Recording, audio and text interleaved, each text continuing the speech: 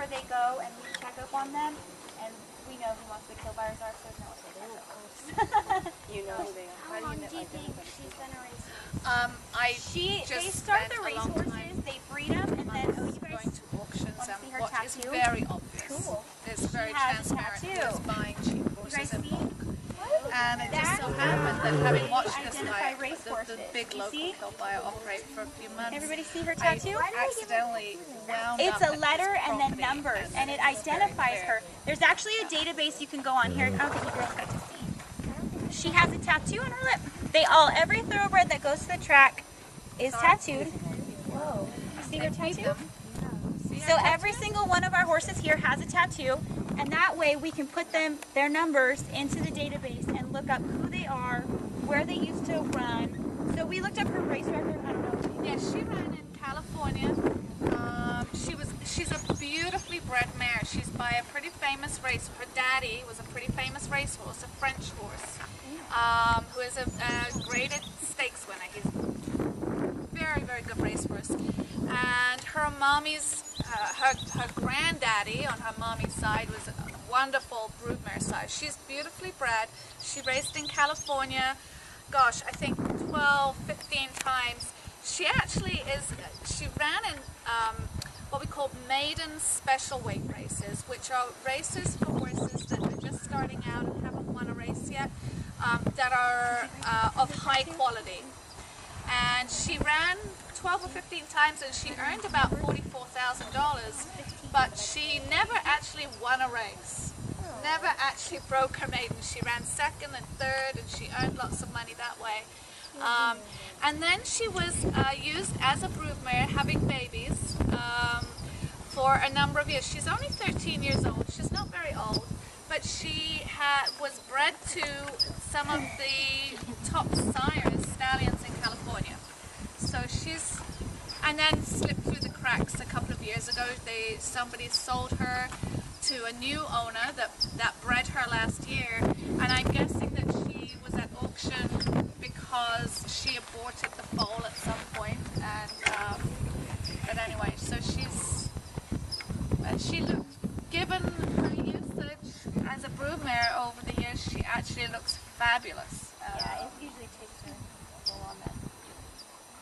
But that's what the tattoos are for. Every single horse that we have here, all of our thoroughbreds, all have tattoos, and that's how we figured out all their names and everything. So if you pull up any of their lips, you'll see them.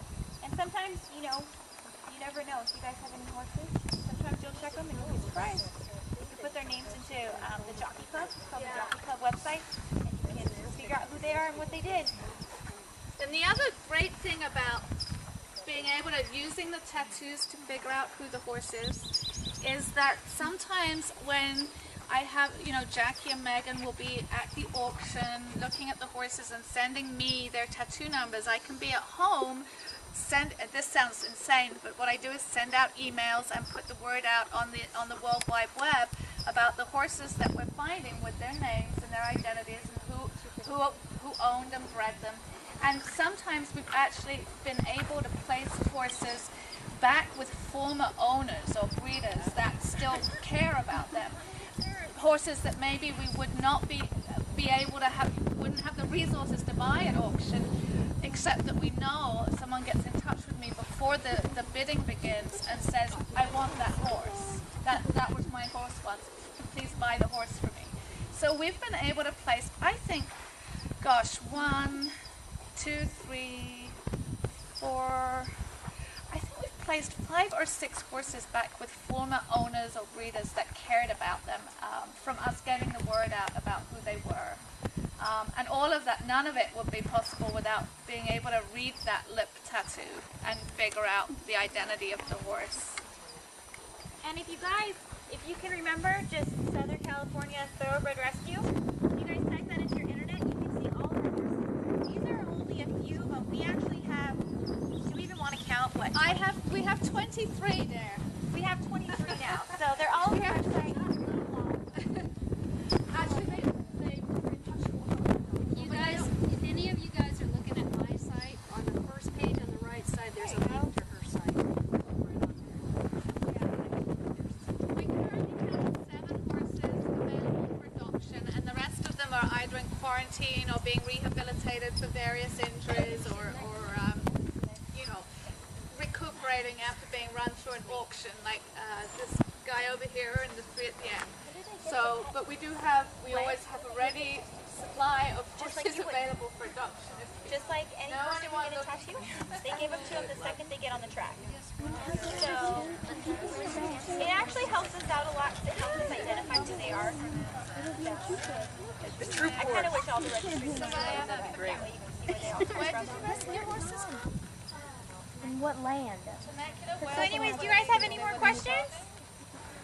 Anybody else have any questions? Oh, I wish. I don't even know. We have to see what she knows first. We don't know. Because the problem is for the past few years, we don't know if anybody's even been on her before. So, Racing horse have like you know, yes. And that's kind of the nice thing about the race horses is that they've all at least had somebody on them. So, for that much, they're good. So. But Megan and I will ride her a little bit later and see what she knows, and then we'll decide from there if she needs a little more work or if she can be put up for adoption. Oh, very good. So he's like 2 years old or something?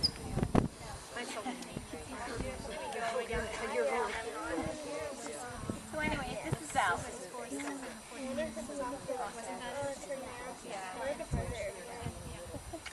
Guys need to go find some places, take some lessons. Horses are the best. Yeah, no.